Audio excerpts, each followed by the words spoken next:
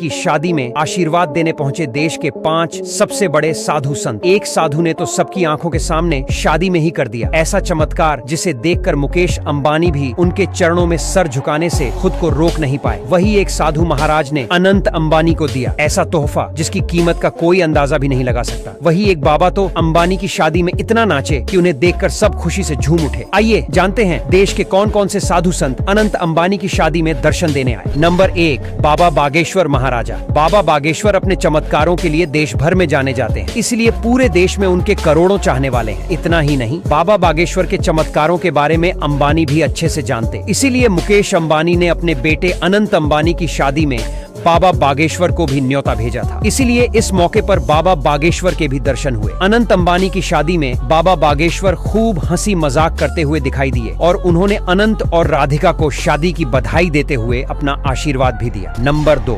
देवकीनंदन ठाकुर। देश के सबसे मशहूर कथावाचक देवकीनंदन ठाकुर ने भी अनंत अंबानी की शादी में अपनी मौजूदगी दर्ज करवाई। देवकीनंदन ठाकुर महाराज का मुकेश अंबानी से पुराना नाता है, इसलिए मुकेश अंबानी ने अपने बेटे की शादी में शामिल होने के लिए उन्हें भी न्योता भेजा था। इस मौके पर देवकीनंदन महाराज ने अनंत अंबानी और राधिका को सुखी वैवाहिक जीवन के लिए आशीर्वाद दिया। साथ ही उन्हें कुछ बातें ऐसी भी बताई जो उनके आने वाले जीवन में काम आएगी। देवकीनंदन ठाकुर से आशीर्वाद लेकर अनंत अंबानी ने भी उनको धन्यवाद कहा। नंबर 3, बाबा रामदेव। योग गुरु बाबा रामदेव भी अनंत अंबानी की शादी में शामिल हुए थे, लेकिन इस मौके पर रामदेव बाबा कुछ ऐसा करेंगे ऐसा किसी ने नहीं सोचा था। दरअसल बाबा रामदेव जब अनंत अंबानी से मिले तो वे काफी खुश हुए और उन्होंने अनंत अंबानी का हाथ पकड़कर जमकर डांस किया। बाबा रामदेव के डांस को देखकर अनंत अंबानी भी अपने आप को नाचने से रोक नहीं पाए और वे भी बाबा रामदेव के साथ नाचते हुए देखे गए। बाबा रामदेव और अनंत अंबानी के डांस का वीडियो अब सोशल मीडिया पर जमकर वायरल हो रहा है और लोग खूब एंजॉय कर रहे हैं। नंबर 4,